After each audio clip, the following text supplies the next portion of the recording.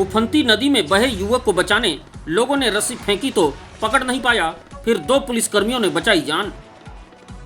सूरजपुर जिले के प्रतापपुर से लगे उफनती बांकी नदी में शुक्रवार की दोपहर 18 वर्षीय एक युवक के बहने की सूचना पर पुलिस की टीम मौके पर पहुंची।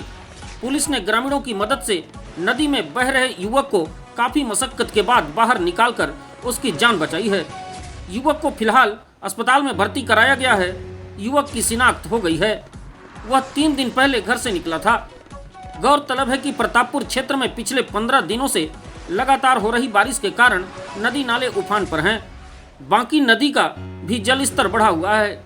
इसी बीच शुक्रवार को प्रतापपुर पुलिस को नदी में एक व्यक्ति के बहने की सूचना मिली।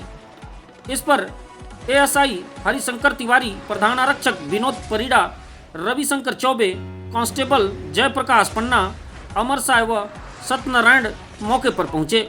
नदी के पुल के समीप लोगों की भीड़ लगी हुई थी। ग्रामीण नदी में तेजी से बहता जा रहा था।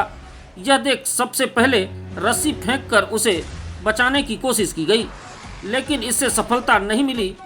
फिर युवक को बचाने प्रधान आरक्षक विनोद परिड़ा व कांस्टेबल जयप्रकाश पन्ना नदी में उतरे।